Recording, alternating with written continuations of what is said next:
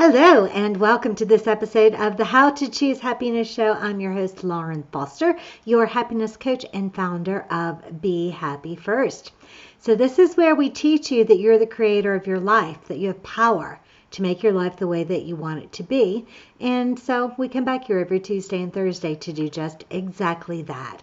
And if you're following along and you're doing the journaling exercises and you're teaching yourself to meditate and you're giving a little bit of thought every day to reshaping your mind, rewiring your mind and your brain to think in new ways, then you're seeing progress. If you're not, why not? Get started.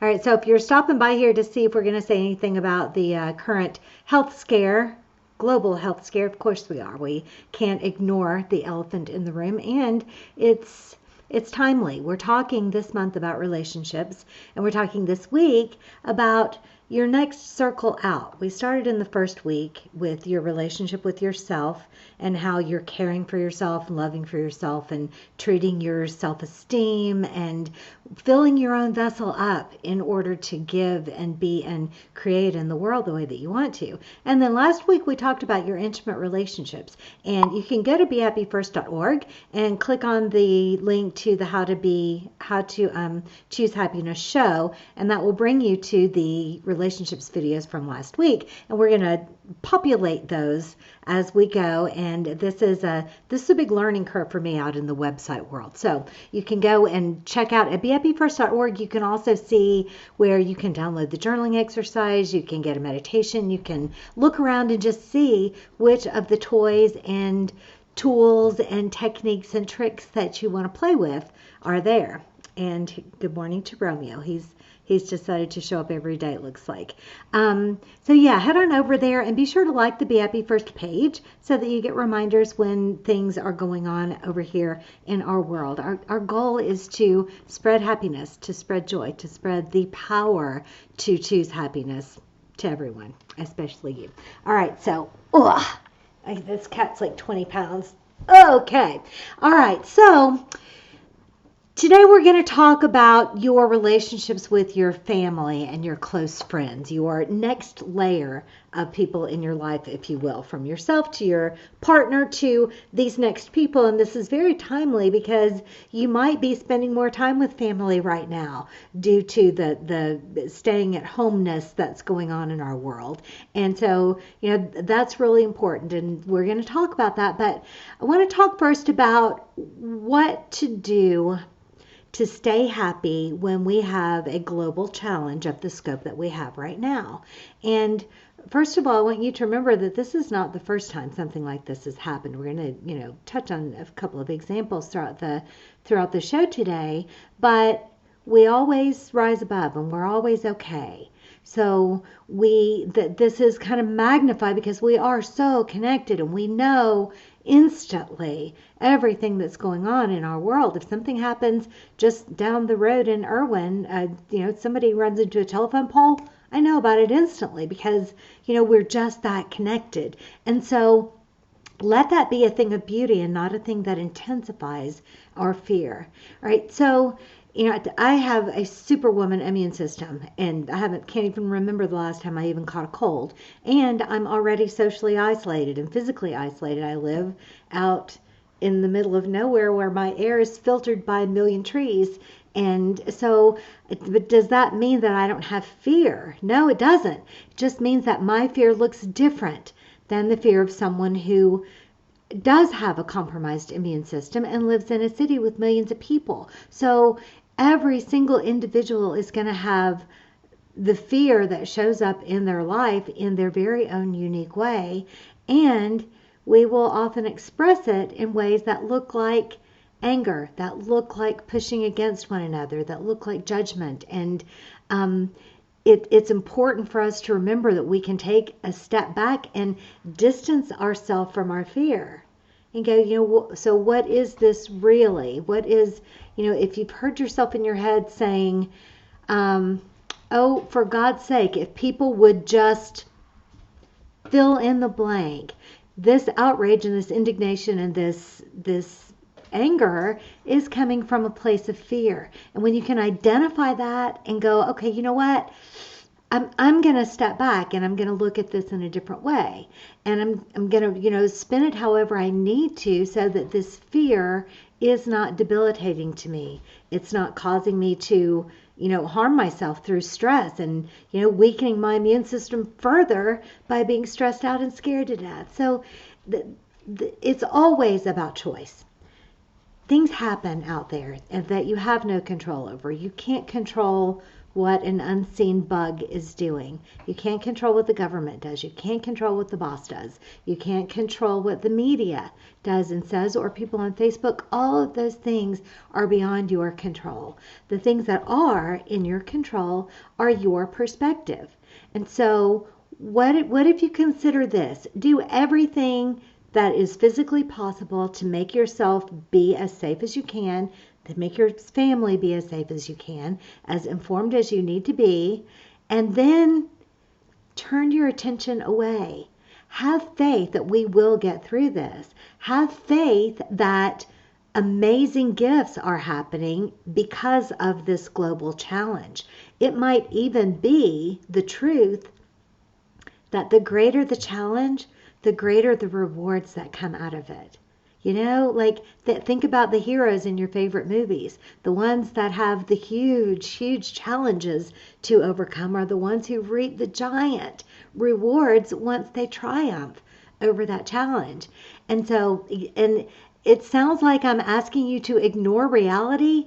Well, you know what? I kind of am, because if the reality is something that nobody can predict the future, okay? We don't know what's going to happen a month from now, 2 months from now, a year from now. So if we're going to speculate anyway, why not speculate in a way that is empowering? The Shel Silverstone wrote this awesome little poem called The What Ifs. And, it's written for children, but it's all about the fears of a child. What if all of these bad things happen? And he listens, like, what if this and what if that and what if the other thing? And we do this as adults. What if the world ends? What if? Things that we can't possibly know. So what if we turned that around and used it to our advantage instead, and used this in a positive way? What if everything worked out okay? What if my child blossoms in this home environment and I learn things about the way my baby likes to learn? What if I find a job that I absolutely love that I never would have looked for, but I was laid off from this job? What if I get clear ideas on what I really want and ways that I can go out and find that? What if I have time to read a book that I've been wanting to read? What if I use the extra time that I'm not driving to work to take a bubble bath or start learning a language or meditating? So do what you can to be and feel safe and reassure your family, and then do something else, anything else. Meditate, look at yoga videos on YouTube, watch a movie, watch a TV show, pet your cat, go for a hike, go for a walk. I could go on all day long about things that you could do, and any of them are going to be better than staying glued to the TV or glued to the internet, just giving all of your attention to this challenge. And yes, it's there, and yes, it's not going to go away because we're ignoring it, but giving our energy and our attention to it isn't helping either. So let's just say that the very worst happens, and in 30 days the world is obliterated. We're all gone. So did you spend those 30 days just worrying and fretting and fearing and paying attention to what might happen? Or did you live those 30 days? It's a choice that's really not going to affect the outcome. It's just how you're spending your days. Well, maybe it does affect the outcome. I happen to believe if we could globally get in a place where we're having faith and we're looking for the good and looking for ways to be of service, that we're going to influence things to all turn out okay. And I'm seeing this. Facebook is a very good analogy for the universe, because when you like things, Facebook gives you more of those things, just like the universe. So for the past week, whenever I've been on Facebook, I've been kind of watching out of the corner of my eye, being careful that I don't get anything too terrifying into my head, and being careful as to the information that I allow into my brain. But when I see things that are funny, I see things that are sweet, and I see people offering, I'm strong, I have a car, I've got money, I've got time, I'll go get things for elderly people, I'll go get things for people with small children. The heroes are coming out, and I get to see them because that's what I like, that's what I'm looking for. So look for ways that you can serve, look for ways that you can make the absolute very best of what is happening right now. And please understand, I don't mean to discount anyone's heartache, anyone's fear, anyone's tragedy. I know that there are people that are, out of work and out of money because of this, and all kinds of different things. And I do not mean to make less of any of those things. Those are, my heart goes out to you. But I promise there is always a gift, and the sooner you start looking for the gift, the sooner you'll find it. All right, so play the what if game in a really, really positive way. I made a whole list of these. Did I miss any really fun ones? Oh, what if the neighbor playing his guitar in his balcony gets heard by the music agent that's also homebound across the way and gets a record deal? All kinds of little miracles like this are going to be happening in our world that, we're only going to get to see a fraction of them. So you attract what you are. So be brave, be positive, do everything in your power to be and feel safe, and then turn your attention away. So I love to watch magic shows, not magic shows like Vegas, but like television shows and movies and things like that are about magic. And one of the ones that I discovered in the last year was Merlin, and it's on Netflix. I don't know when it was on. Oh, Mandy, hi, welcome. Working on her vision board. Yes, there you go. That always gets. Oh yeah, she's using her time to work on her vision board. So I wish somebody would come over here and help me hold this cat because he's wanting a lot of attention. All right, so I love the show Merlin. And in this particular take on the King Arthur legend, Merlin is a young boy and he's living at Camelot, and King Uther has outlawed magic and killed everyone that he could find that was practicing sorcery of any kind in what was called the Great Purge. Well, he captured the last dragon and was keeping him captive underneath the castle. Well, Merlin, also being a magical creature, could hear the dragon. And so he called to him and he went down and he met him and they became friends. And the dragon was his mentor and his guide and the source of a lot of help and answers for Merlin's destiny of protecting Prince Arthur so that he could eventually become the king who would unite all of the kingdoms and bring magic back to the land. So Merlin and the dragon had this relationship of Merlin was the student who would come to the dragon for help, and sometimes the answers that the dragon gave Merlin he didn't like. And so for instance, Merlin would tell him that Morgana was going to grow up and turn and be a very, very bad, evil influence on the world, and that Merlin shouldn't save her life because it's saving the future world all of this trouble. Well, Merlin can't do the wrong thing for the right reason to fulfill some prophecy, so he has this disagreement with the dragon, and he has several. And one is a real falling out. He's like, I'm never speaking to you again. And then something else happens that is a life or death situation, and he goes back to the dragon and he says, okay, you have to help me. And he says, you know what, I will help you, but you have to promise to free me. And Merlin doesn't have any choice because his friends, something terrible, I can't remember exactly who was in peril at that time, but his friend was going to die if he didn't get the help of the dragon. So he agreed to free him. Well, everything was resolved, and Merlin did agree to free the dragon, and he did. And pretty soon after, the dragon attacked Camelot, and he killed thousands of people, and he set the whole kingdom on fire. And, we're all watching, wondering, why is he doing this? Why is he doing this? And even Merlin is shouting to Merlin, saying, why are you doing this? What is this about? And the dragon, of course, didn't answer. He just continued to create mayhem and death and fear throughout the kingdom. Well, they all got together to try to figure out what to do. And the Gaius, who was the wise old physician, said, we need a dragon lord. Well, of course, the dragon lords were all killed in the Great Purge, except for one. So Merlin and Prince Arthur at that time, they head off on a quest to find this dragon lord. And this story is taking longer than I meant for it to, but I really like it. So they head off to find the dragon lord, who turns out to be Merlin's father, who he's never met. So he got to spend a few hours with his father, who then was killed in a battle, and then passed on his gift of being a dragon lord to Merlin. So now Merlin has the power to come back and tell the dragon to cut it out. And he does, of course, because the dragon has no choice but to obey the dragon lord. And so Camelot was saved. Merlin had his opportunity to prove to the dragon that he would show mercy.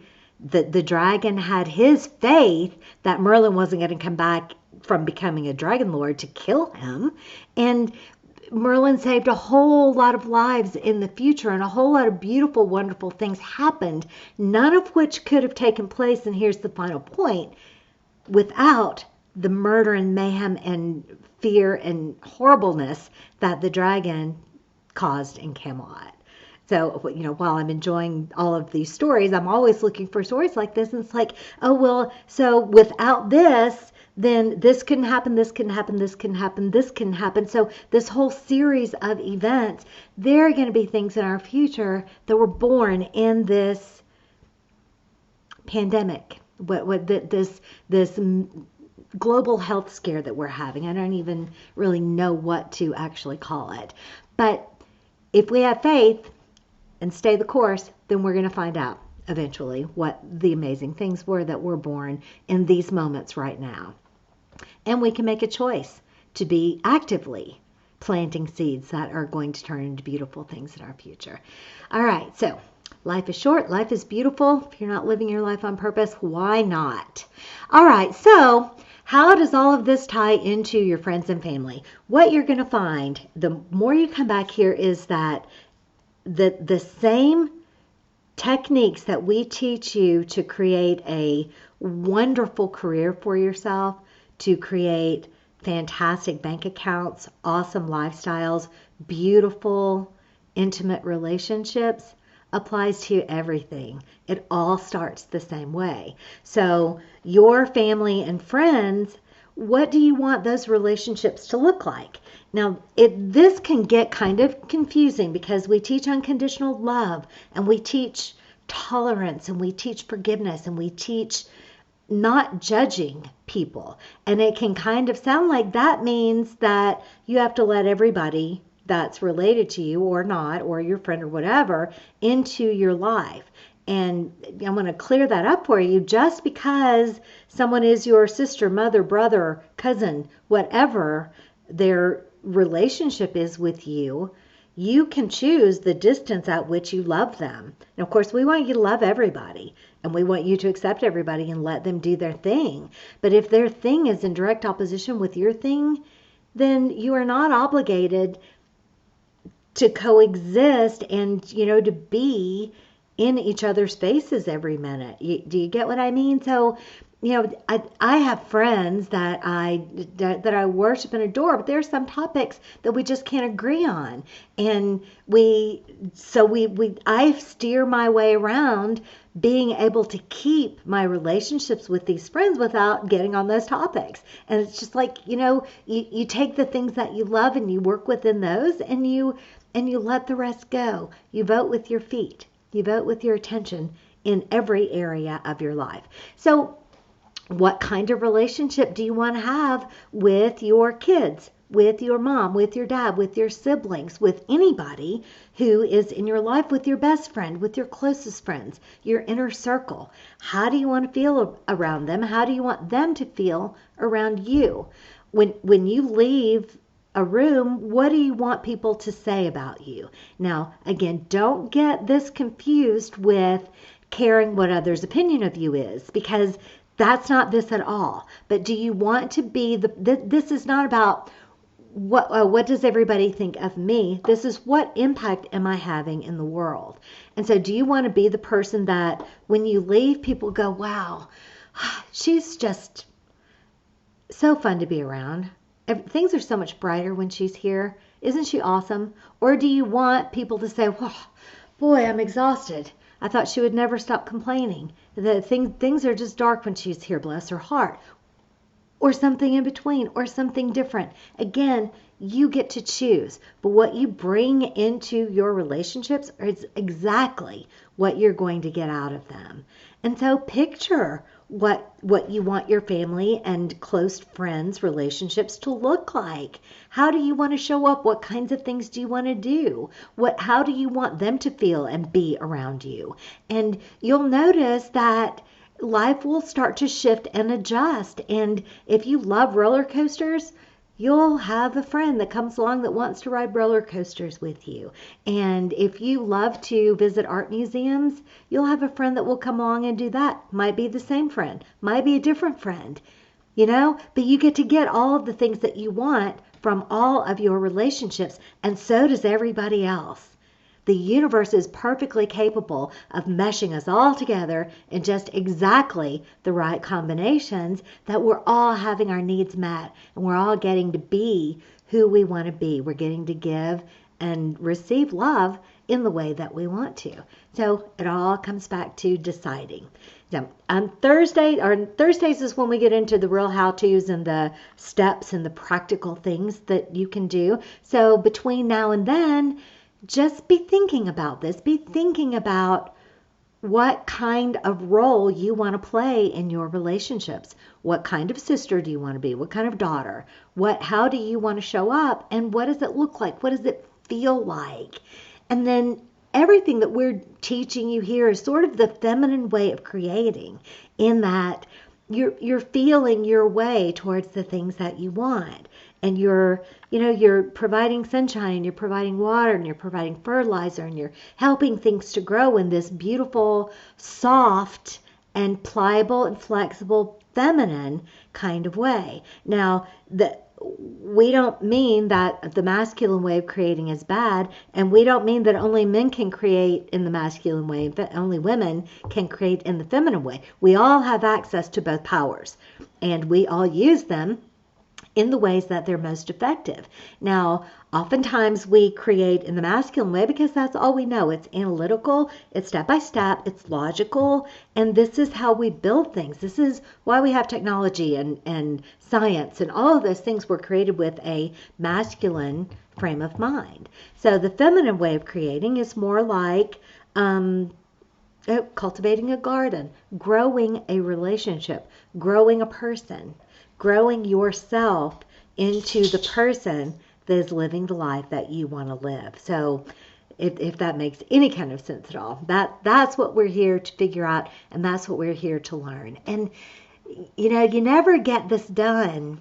This is not okay, check that off my list. I figured out how to be happy. I figured out how to manage my perspective. I've changed all my limiting beliefs. Just doesn't work that way, because the minute you have accomplished and the goals that you've set for yourself, then this becomes your new normal. And now you're reaching for something that's higher and better and bigger and more fun. And not that you're not satisfied, that the satisfaction is about enjoying the journey, about going, look what I did. I wonder what I can do here. I wonder what I can accomplish there. I wonder how I can help this person. And then it just becomes a beautiful, I got here, now I want to be there. But I'm happy first, so I'm not pushing happiness beyond my goals, beyond my cognitive horizon. I'm able to be happy now in joyful anticipation of what's coming next. And then this makes for a beautiful life.